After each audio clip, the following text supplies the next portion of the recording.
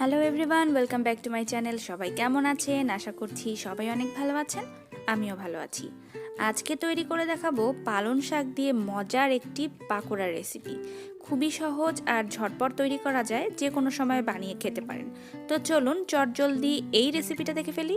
Viewers, subscribe লেখা লাল বাটনটিতে click করে subscribe করে রাখুন এবং আমাদের চ্যানেলে সকল ভিডিওর আপডেট পেতে পাশের নোটিফিকেশন বেল চিহ্নটিতে প্রেস করে আমাদের সাথেই থাকুন।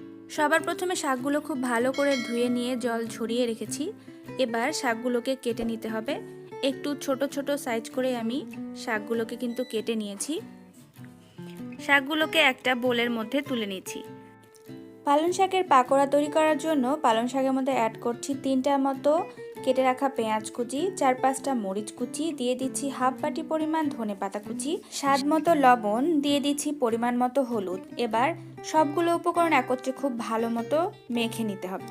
এবার দিয়ে দিচ্ছি চালের আটা 1/3 কাপ আর দিয়ে দিচ্ছি বেসন 1/8 কাপ, দিয়ে আবার হাত দিয়ে খুব ভালো করে মেখে নিতে হবে।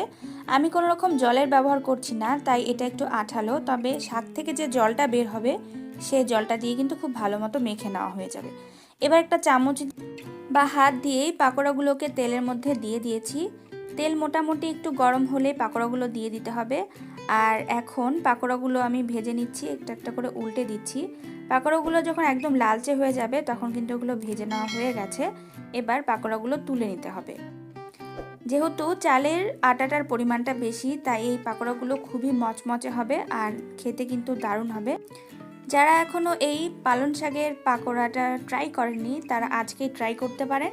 আর বাজারে পালং শাক শেষ হয়ে যাওয়ার আগে এই মজাদার পাকোড়াটা অবশ্যই বাসায় তৈরি করবেন। আজকের রেসিপি কেমন লাগলো কমেন্টের মাধ্যমে লিখে জানাতে একদম ভুলবেন না। আমাদের চ্যানেলটি যারা সাবস্ক্রাইব করেননি তারা খুব তাড়াতাড়ি আমাদের চ্যানেল রেসিপি বাই সৃষ্টি সাবস্ক্রাইব করে দিয়ে আমাদের পরিবারের সদস্য হয়ে যান।